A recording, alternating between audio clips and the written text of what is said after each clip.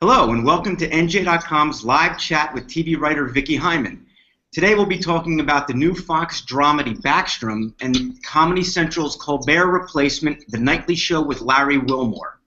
Vicki, say hi to everyone. Hey everybody. All right, Vicki, let's just jump right into this. I admit I'm not excited about our first show. For real. I can't imagine a worse fit for a program than Rainn Wilson as Detective Backstrom. Vicki, to me, now I'm going to get into your opinion, but to me it was so bad that he came off like he watched every episode of House and just put a cigar in his mouth. I mean, am I selling the show short? No, I mean it's a ripoff of House. So you have this politically incorrect, obnoxious guy who just really likes believing the worst in everybody, and he's usually right.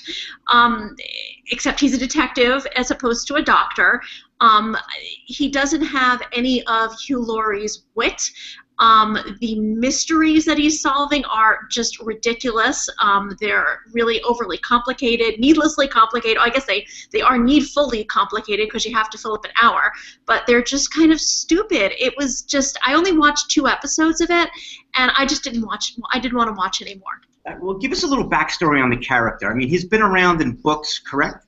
Yeah, he's based on a Swedish detective series, but from what I understand, he doesn't have much in common with the Swedish detective series. He's just, they took his name and the fact that I think he's obnoxious and all that, and put him in Portland, Oregon, which is actually shot in Vancouver, Canada, of course. Well, all right. Well, Backstrom, he's unlikable. He's obnoxious. He's politically incorrect. But lo and behold, Vicki, he's also a genius investigator, or at least he's supposed to be. I mean, has the world overdosed on anti-heroes? Well, not anti-heroes who are done well. I mean, there's something that these anti-heroes need to have. They need to have charisma, like Don Draper. They need, or handsomeness, I'm sorry. They need to have a great deal of intelligence and ingenuity and craft, like Walter White.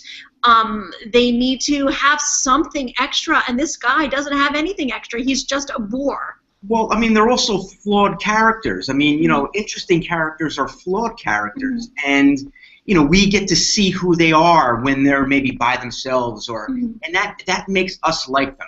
All right, there seems to be a number of hybrid comedy crime procedurals out there. How does this one particularly work? Not very well.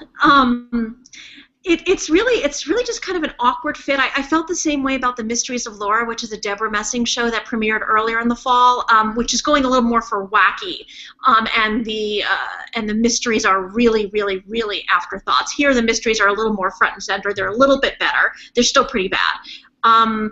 It's just this weird tone where, you know, you're dealing with a murder, so you're supposed to be a little bit serious about that. You also have them cracking wise, but not in these sort of like Lenny Briscoe way, you know, like a couple of one-liners here and there. It's supposed to be funny, and it's not really that funny.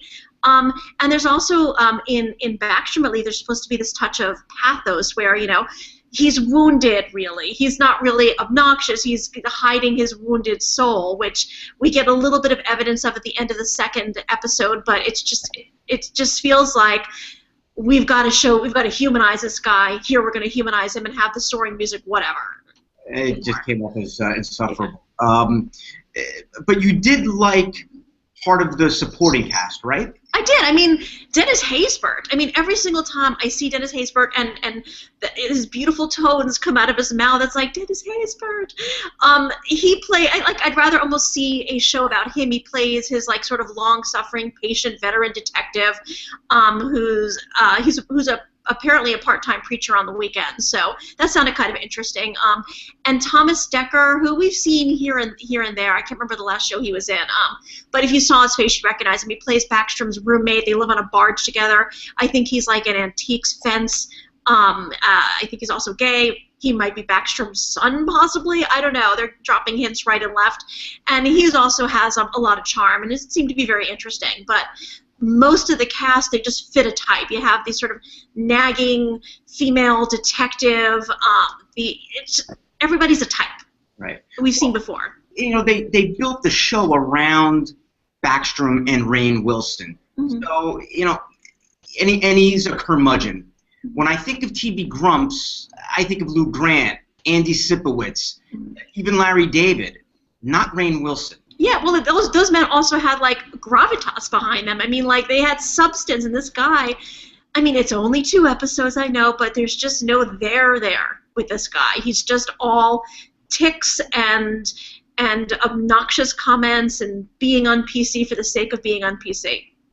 All right, well, for the people who perhaps want to watch, tell them why they should watch. You want me to lie, Anthony? I mean, I'm sure there are some Rainn Wilson fans from the office. I mean, it's a procedural. Some people like. I mean, it's a light procedural. The guy who created Bones. I think Bones does whatever it does better. It's more interesting. It's got a lot more chemistry between its characters, and maybe this will develop. So, I mean, it's not a horrible way to spend your Thursday nights, but there's a lot better stuff out there.